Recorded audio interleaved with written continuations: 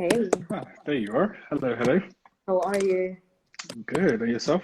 I'm great, thank you. Long Um, time. yeah, it's been quite a while actually. Yeah. Um, okay. Um, hey guys. Hello, hello, hello. Okay. Hey Mingson. I see in Okay. the comments. It's, that's how you know I've been a hermit for far too long. Yeah. People are like, okay, finally he's showing his face. Yo, man has been busy. Really? Yeah, Oh been man. I've had simultaneous writing projects. So But how is it just going? Good? it's going very well actually. Uh-huh. I have a couple articles dropping at the end of the year, Oh a nice. book in the middle of next year as well. So Uh-huh. all these things are going smoothly. We're looking Uh, forward to reading them. thank you. I hope it's any good. I'm sure it will. I'm sure. I'm sure. Hey, Mingson. You Hey, know, guys. I can't really see the Um, comments like that, but can you see them? You can't? not really. They sort of move up very quickly, but Mm-hmm. it is what it is, I guess. Yeah. Okay. I guess let's just wait maybe 2 more minutes for people to join. Yeah, Is sure. that okay? Yeah, absolutely. Yeah. Jerome just said he's also looking forward to reading your articles. So the pressure is on. I hope, especially the book, I hope it'll be worth the money though. Yeah. Because you know, people buy a book, they're like, Oh, you better. this shit better be good. Yeah, I'm sure it will go well. Hopefully. I'm It's an sure. interesting area, to be fair. Uh-huh. Uh, I can talk Nice. about it in a bit if you want. Uh-huh. I mean, I was also, hey Yannick, I was also really impressed with my thesis. I finally submitted it. Oh, And congratulations. thank you, thank you, thank you. Just waiting for the result to come out end of this month. So yeah. So in just a couple of weeks' time then. Yeah, yeah, yeah. Hey guys. Okay. All right. I don't know. I guess we can start. Yeah, sure. Okay, so good evening, everyone, and thank you for tuning in to this live where we're basically going to be commemorating the victims of the Nagasaki bomb, which went off 76 years ago, exactly on this day. And we are joined today by our amazing speaker, Dr. Olamide Samuel, who is an expert in nuclear disarmament. So, Ola, I'll give you the floor to present yourself to our audience. Well, thanks very much for having me, and thanks to CRIDS for creating this fascinating event. Um, Interestingly, this is the very first time I'll be speaking about like the atomic bombings in Japan. Yeah. We usually sort of talk about contemporary stuff, but I think it's important to, delve into the history. So I'm very happy to be here. Mm-hmm. Um, so I think most of the people in here know me either from my following on Instagram or from Yeah. CRIDS. So I'm Ola. I'm currently a nuclear politics researcher at the University of Leicester. And I tend to call myself a track two diplomat in nuclear politics because I tend to produce research, policy papers, and we try to influence policy, Mm-hmm. diplomatic policy with regards to nuclear politics. So that's me in a nutshell. Okay, great. Amazing profile. Uh, okay, so without wasting time, let's already dive into this. So basically, I'm sure a lot of people have heard about Hiroshima and Nagasaki, but some people might not really know the events that really transpired. So would you please just talk about the Nagasaki bomb and who was the target and why did the other party bomb the other party so that people can become familiar with what transpired? For sure. 1 second, let me just close my office door. It started ringing for some reason. Okay, sure, no problem. Yeah. So let's get into it. So it's very difficult to talk about the bombings on Nagasaki without talking about Hiroshima and the wider context. that it definitely. took place in. So to start off with, the bombings of Hiroshima and Nagasaki in 1945 were the only two ever uses of nuclear weapons in a war context. Now, we tend to always say that, the United States dropped the bomb on Japan, but I tend to go further and say the United States launched a nuclear weapon attack Hmm. on Japan, because when you say the US dropped something, it's like, oops, we just, Yeah. happened to drop a bomb, and it's Absolutely. Yeah. exactly, and it diminishes the significance of it. So, you know, um, on August 6th and August 9th of 1945, the United States launched a nuclear weapons attack Yeah. on the cities of Hiroshima and Nagasaki. Hmm. And this was part of what we call the Pacific Theater of World War II. So, the European theater had the Allied forces, the US, the UK, France, Yeah. against the Soviet Union, Hmm. against mostly Germany and Eastern European forces that they occupied, right? But we also had the Pacific Front, where Japan at that time was an imperial power. They occupied portions of China, they occupied the entire Korean Peninsula, the Philippines, and other places, right? And so in the Pacific theater of the war, it was mainly the United States against Japan. Yeah. Um, and players such as the Soviet Union were not very active in that theater. Now, Hmm. of course, we know Japan entered into the Second World War via their bombings in Pearl Harbor. Yeah. And this particular war between the US and Japan was called a war of attrition. It was basically a war of revenge, you know, on the one hand, but also on the other hand, they were trying to reduce and shrink Japanese influence in the Asia Pacific region. And so the Pacific Theater was a very, very brutal and nasty portion of World War II, in the sense that Japanese soldiers were what we today call fanatic soldiers. Japanese soldiers were not necessarily fighting according to laws of armed conflict, and neither were the Yeah. U.S. The extra factor was that Japanese soldiers would rather die than be captured as prisoners of war, and they had this strategy of kamikaze. You've probably heard the phrase kamikaze being used here and there. Kamikaze was actually a Japanese ideology for soldiers to go into conflict and basically not surrender and protect Emperor Hirohito at that time. And so in the Pacific Theater, we started seeing kamikaze attacks by Japanese pilots who were sent into the Pacific to attack US warships and aircraft carriers stationed in the Pacific. And these Yeah. attacks were, one-way attacks. Hmm. These soldiers would basically use their planes and their bodies as torpedoes and crash into the decks of US warships, trying Yes. to kill as many people as possible. And so, because of this, the occupation of mainland Japan was very, very difficult for the United Hmm. States, right? The United States was supposed to occupy one of the biggest southernmost islands of Japan, and Japan got wind of this and mobilized all their soldiers to the southern island. Yeah. And so the choices the US had were few, you know, launch a conventional attack on Japan using regular soldiers and a landing that will have dwarfed um, the D-Day invasions, Hmm. or continue what they were already doing, which was a naval blockade. Now, this naval blockade was essentially the US Navy cutting off all supply lines to Japan Yeah. via bombing their shipping routes and bombing any sort of trade vessels that were going in and out of the Hmm. country. So Japan was at a point where its civilians were basically on the borderline of starvation and famine, Yeah. right? Because Hmm. the US had already blockaded them from Everything. outside, Yeah. right?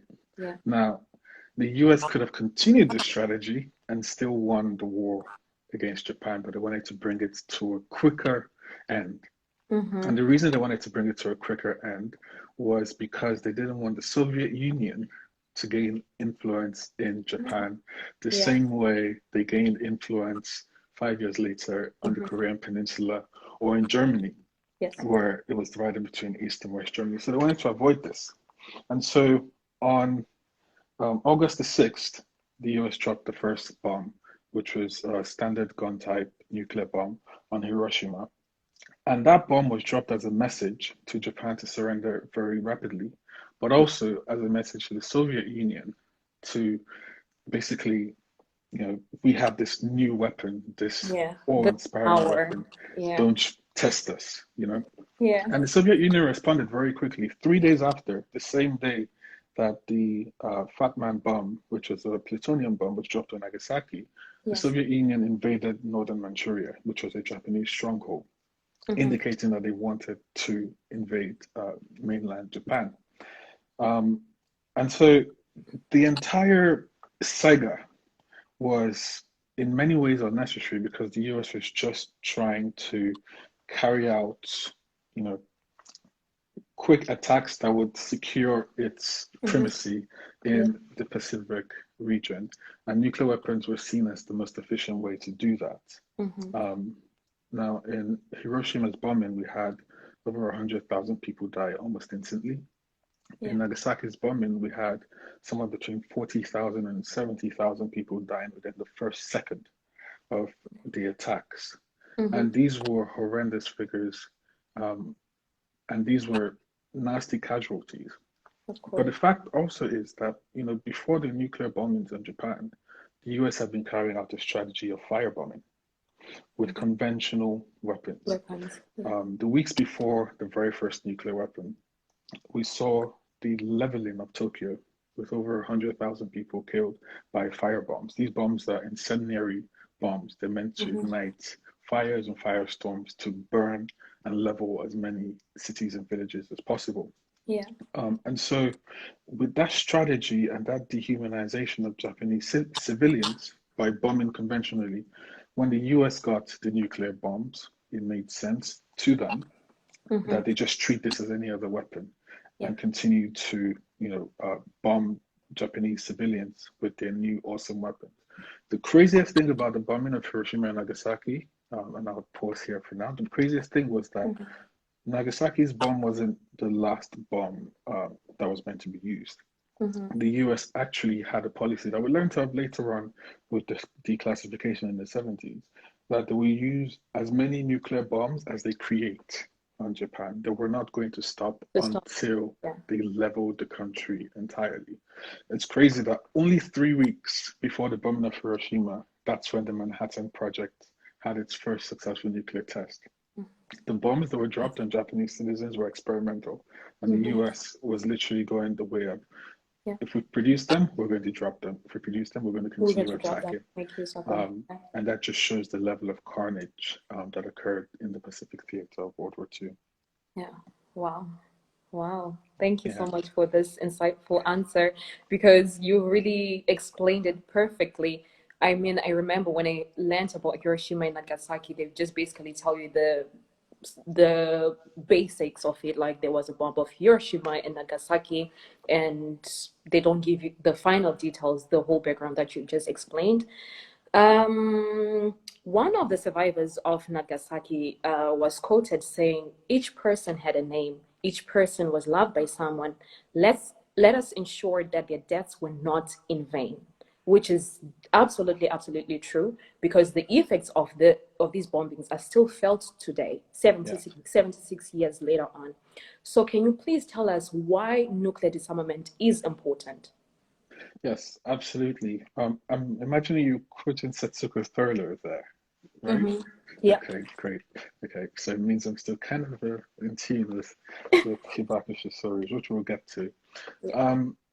The main difference, if we go back to the Pacific Theater, the main difference between the conventional bombings in Tokyo and the nuclear bombings in Nagasaki or Hiroshima was that dropping a nuclear bomb, attacking a place with a nuclear bomb, is not just an attack on the present, Yeah. it is an attack on the future. So beyond the initial blast radius, the fire, the gamma ray dispersal, and all the immediate casualties, we have extended radioactive fallout, Yes. radioactive poisoning that can last anywhere between decades to hundreds of years, depending on the type and intensity of the bomb used. Yeah. And that, I think, is a very critical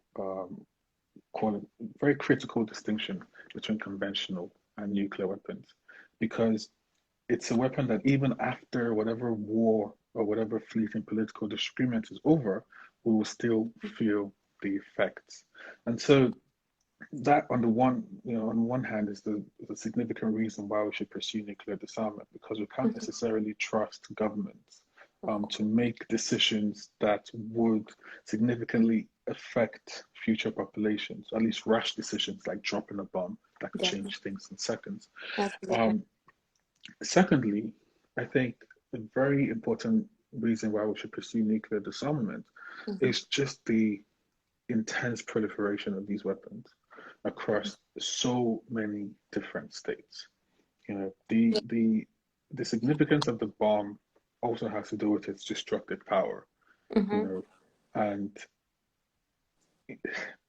we've literally taken human destruction to a completely new level with the nuclear bomb. And so we feel as though, and we know that it's important to get these scourges that are called nuclear weapons off the face of the earth, because we can actually annihilate our planet times over with the Mhm. current nuclear stockpiles we have. We have something about 15,000 nuclear warheads on the planet.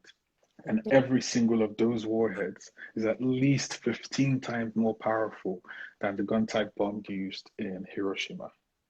That's crazy. Yeah, that is really crazy. That is Um, really crazy. Yeah. and so yeah, there's a million reasons. I can't necessarily pick Yeah. one, but every Mhm. single reason is significant. Yeah, definitely. This is why each and every one of us here should advocate for nuclear disarmament. Not only nuclear disarmament, even small arms, light weapons, but that's a conversation for another day. So since we are both under CRIDS, can you tell us what role CRIDS can play in disarmament? Let the people, our audience, know what role CRIDS can play in disarmament. Absolutely. So I think one particular function is already obvious in us having this conversation, Mm-hmm. and that has to do with educating people about the Yes. dangers of nuclear weapons, Mm-hmm. and about the dangers of even small arms and light weapons proliferation. Yes. We, because of how long-standing policies of nuclear deterrence has been, and the potency of other threats to humanity, we tend to have forgotten how dangerous the world is with regards to nuclear weapons, Yes. compared to even the Cold War, in the sense that we have more weapons and high alert today Yeah. than at any time during the Cold War. We have policies by different nuclear weapon states, such as the US, Russia, France, hair trigger policies where nuclear weapons can be used in error. Mm-hmm. If there's a report of an incoming nuclear missile, an erroneous report, there is a very high likelihood that we might see the starting of a nuclear war. Mm-hmm. Thirdly, we can't trust politicians to always take the higher ground. Yeah. We don't trust them to take the higher ground with regards to other issues. And so why do you think nuclear weapons would be any different? You know, um, so I feel as though we need to educate people about all of these different risks, Yes. just so that people have the same sense of urgency and understanding that we in the nuclear community have. Nuclear politics and weapons, small arms and light weapons politics, seems to be very obscured from public Mm-hmm. view. If you pull up any book or any publication about weapons, you find that they use something called nuke speak or weapon speak to make things seem so complicated and hidden from public view. They Yeah. make it so boring. They make it different strategies to make people feel as though they don't have a voice. And so this Mm-hmm. this um, strategy of educating people is one way in which CRIDS can help. Yes. Secondly, and we're doing this in the background, is track two diplomacy. We have a treaty on the prohibition of nuclear weapons, the Yes, I was going to come TPNW, to that, but which you we're can going to go come on. to, you know, and Yeah. it is fascinating how this treaty's existence has, exposed quite a number of inconsistencies in the global political order. There's nuclear haves and the have-nots, and the Yes. nuclear have-nots have said that we don't want this scourge of nuclear weapons anymore. We're tired of living with these continued risks. We also want, you know, remediated justice for places that have suffered under nuclear weapons use, but also testing, right? And then you have the nuclear haves, which are mostly in the global north, that say, well, no, we're just going to stick to the Non-Proliferation Treaty of 1968, the NPT, and we're going to pursue disarmament at a future date at some point, you know. And so I feel like our efforts in the background to educate people about this TPNW would really help to get the public and to get different states to sign and ratify this new treaty, which was a massive breakthrough in itself. I must point out, since we're talking about Hiroshima and Nagasaki, that it is incredible that the Japanese government, till today, has not signed the treaty on the prohibition of nuclear weapons. I think it's an insult to the memory of all the people that survived the nuclear bombings. And so, you know, it'll be a good thing to achieve, Japanese ratification of the TPNW. You're absolutely right. Because you already answered my next question, I'm just going to ask you one last question before maybe we take a few questions from the audience. So I am starting to get into this disarmament stuff, like of security stuff. And I've realized that not a lot of women participate in peace, security, disarmament of nuclear weapons or small arms and light weapons. How best do you, as an expert, do you think this can be tackled, the role of gender in disarmament? Okay. I think, first of all, the lack of participation of women in nuclear politics and disarmament is actually a symptom of a wider issue. And that is the exclusion, the deliberate exclusion of women from theaters where important decisions are being made. So, you know, let's look at TPNW negotiations or even the NPT, you know. In the NPT negotiation, very, very few, I'm talking about less than 0.1% of state parties had heads of delegations that were at the table when the NPT was being negotiated. Right. The NPT was negotiated in 1967. You know, so almost 20 years, if I'm doing my math correctly, after the use of nuclear bombs. And nobody thought to put in stronger terms, you know, clauses in the NPT that would account for the differentiated impact of radiation poisoning or the detonation of nuclear weapons on especially women, reproductive health, soft tissue, etc. And the reason was these clauses could not have been put into the NPT because the people who had interest in putting these clauses in the NPT were just not at the table. They have been systematically excluded from their national delegations because we've seen it worldwide that many states are still far behind the curve in gender equitable representation. Absolutely. Right? Yeah. Whereas in the TPNW, because of the wider, more general trend of feminist leadership in diplomatic circles, we saw increased representation of interests in the TPNW on the one hand. On the other hand, we saw increased representation of women's interests in the TPNW because a lot of women were sick and tired of the official hierarchical global diplomatic system and influenced these processes of treaty negotiation via networks of NGOs and intergovernmental organizations. You know, so it's no accident that we find that, you know, Women's International League for Peace and Freedom, WILP, or ICAN, International Campaign to Abolish Nuclear Weapons, are much more representative of, you know, equitable, are much more representative of women's interests in their delegations because a lot of women have gotten sick and tired of official positions and they've gone into NGOs. And so the lesson we can definitely learn from that is that wider trends of women's exclusion on the one hand are actually a reason why you find, you know, exclusion in the nuclear and the weapons control space. And secondly, even though there are official means of excluding women from these tables where they can influence things. There are other ways of alternate organization that can make sure that voices are heard and that adequate interests are represented. Yes. A similarly related point is that because we talk about nuclear weapons and we talk about defense, strategy, deterrence, all of these hyper-masculine shit, forgive my French, because we talk Yes. about them in these terms, it's Yeah.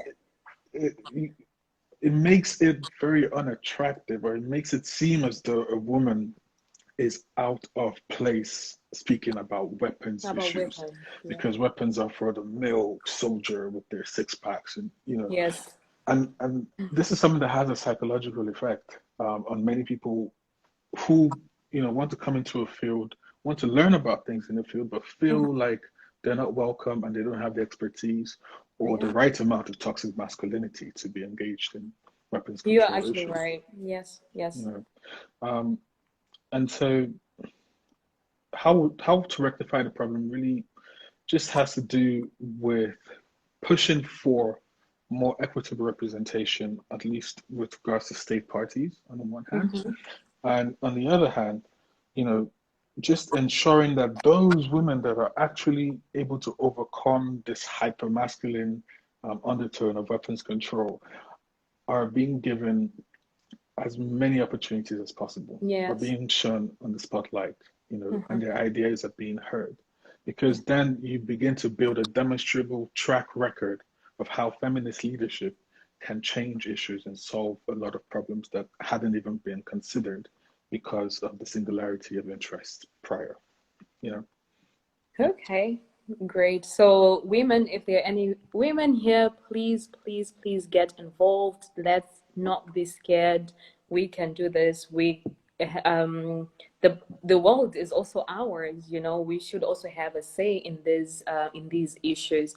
I mean, I, for example, was really scared. I thought these issues had nothing to do with me.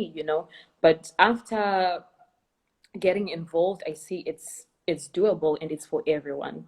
Absolutely. Okay, so okay, now that we're left with 5 minutes, if there's anyone with any question, please just write add or just request so that you can ask your question quickly before we close this event. Anyone with a question for Ola? I'm Women, sure there'll please. be I'm sure there'll be plenty. I could stay for 5 minutes longer. It seems like my fever has broken a little bit Yeah, okay, from guys. the vaccine. So Okay, maybe I don't five, see ten any minutes. questions. I don't see a request. Okay, Arnold wants to join. Think I'm just gonna take one question or wait, how do I do this? Oh my God. Invite Arnold.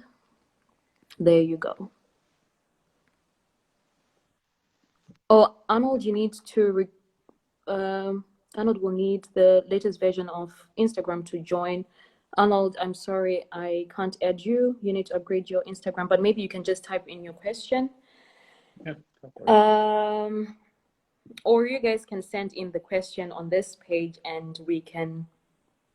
Okay, Mingson is asking why youth should be involved in disarmament. Yeah, you know, simplest question. Why not? Okay.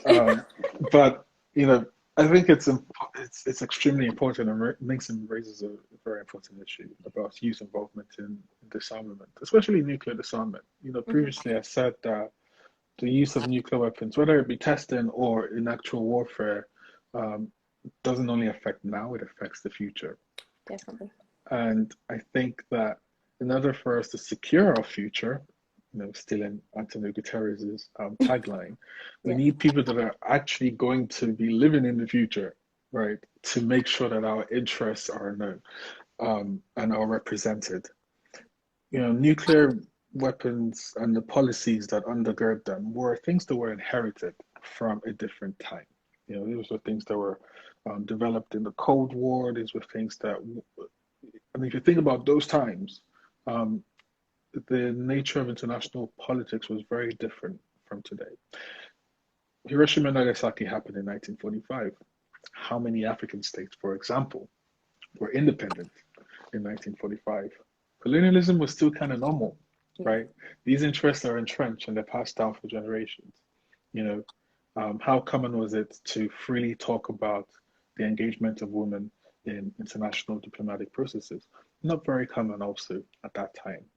So as times change and as, you know, interests diversify, I think we need to make sure that our interests are represented in these scenarios, in these different forums that determine the future. And if we don't get involved in, you know, nuclear weapons governance and small arms and light weapons governance today, then we're Yeah. just setting ourselves up to be more disenfranchised in the future. You know, we talk a lot about climate change, for example, and that is a pertinent and very important issue, Mm-hmm. right? But what good would it be if we were able to somehow miraculously get all the different states to agree to the policies required to combat climate change, or at least mitigate it, and then a nuclear exchange between US and Russia happens and it causes a nuclear winter, Mm-hmm. right? Or it devastates the ecology, right? So we need that same energy that we're Yes. getting in climate politics to also deal with nuclear weapons. And I'll sidestep a bit to, you know, I'm talking about the small arms and light weapons issue as well. You know, on the continent, we talk a lot, or we have spoken actually about silencing the guns, Yes. and, you know, all the associated issues, Mm-hmm. right? Now, without the representation of young people in small arms and light weapons governance, you know, issues like unemployment and political disenfranchisement would be left unsaid if we're going to leave only the Asian presidents of African countries to talk about how to silence guns or what, Yeah. because Yeah. they don't want to highlight these issues. But Mm-hmm. it's young people that suffer from unemployment. Mm-hmm. It's young people that suffer from being ostracized from political processes.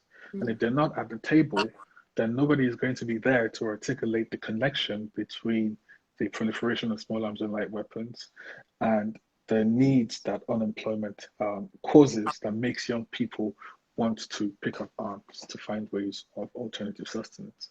So yeah, Yes. why young people should get involved? I could go on and on, but Yeah. there's lots Yes. of important Okay, reasons. okay. Mingson and Sims, I hope you guys are answered. I'll take the very last question. Sorry, Ola, because we need to wrap up this. So Austin is asking, do you think a nuclear war will happen soon? Man, it's a very intriguing question. The thing is, if you look at a number of near misses, the number of crises that we usually find out about 20 or 30 years down the line on a daily basis, you know, the likelihood of nuclear conflict happening is never zero. Yes. You know, with example, the Falklands Islands, the war between the UK and Argentina, it was debated, a limited nuclear exchange to make Argentina back off from the Falklands Islands. This was during Margaret Thatcher's era. We found out about it, you know, at least 10, 15 years later, right? The Able Archer near miss incident. There's so many breakdowns in the Yeah. command and control of nuclear weapons in the different state arsenals that, you know, their continued retention is only a ticking time bomb, pun intended, for eventual nuclear conflict. It's just a fact. Every time India and Pakistan, for example, get into a nuclear crisis or into a conventional crisis, there is always the possibility for escalation Mm-hmm. into nuclear. There have been overt threats made. Think about President Trump, for example, when he was talking about his big red button on Twitter. We have had nuclear threats on Twitter, people, by a sitting US president. I think it's time to Yeah. stop relying on the rationality of elected leaders because you never know when we would elect another Donald Trump or a crazy person, right? So nuclear conflict is likely to happen as long as states continue to possess nuclear weapons. And one Mm-hmm. more thing, it's not just state actors. If you think about how Pakistan got its bomb in the first instance, Pakistan got its bomb through something called the AQ Khan network, Abdul Qadir Khan, who was a nuclear physicist in Pakistan. And the reason he was able to aids Pakistan's development of the bomb was because countries like Niger were primary targets for the proliferation of yellow cake. Tons of yellow cake were shipped from Niger up until the mid 2000s, from Niger to Libya, to facilitate the development of nuclear weapons in places like Pakistan or even North Korea. So non-state actors, terrorist groups have also had their eyes on the bomb. And if they can't make a nuclear bomb, then they can make a dirty bomb, which is a conventional bomb that has radioactive material packed into it that its use would at least cause radioactive poisoning. So as long as nuclear weapons exist and the structures underpinning the nuclear enterprise exist, we have a likelihood of nuclear conflict. Mm-hmm. Okay, thank you. I had said last question, but the boss asked me to take one more. The boss asked me to take one more question from Austin again. He says, where are all the missing Russian nukes? Could one of these Israelis ever resurface? Yeah, they could. The thing is, details about missing Soviet nukes are still highly classified. What we're led to believe is that Senator Sam Nunn was able to secure as many warheads from the Soviet stockpile after its disintegration. They were able to secure as many stockpiles as possible and return them back to Russia as the almost automatic inheritor of Soviet nuclear warheads. But the fact is, Soviet accounting for warheads was not necessarily the best. And so you don't really know what you don't know, in the sense that it's very likely that not all warheads were accounted for because thousands and thousands were made. And if we're going to look at a proliferation of other Soviet conventional capabilities, like submarines to Pablo Escobar's boys in Colombia, then there is a likelihood that there exists warheads or at least enough radioactive material on the black market to cause trouble in the future. So, yeah, I guess I'll find out when you do, Austin. Okay, all right. Thank you so much, Ola, and thank you everyone for joining in. And I mean, yeah, our time does not allow us to go on and on, but I know Ola could go on and on and on.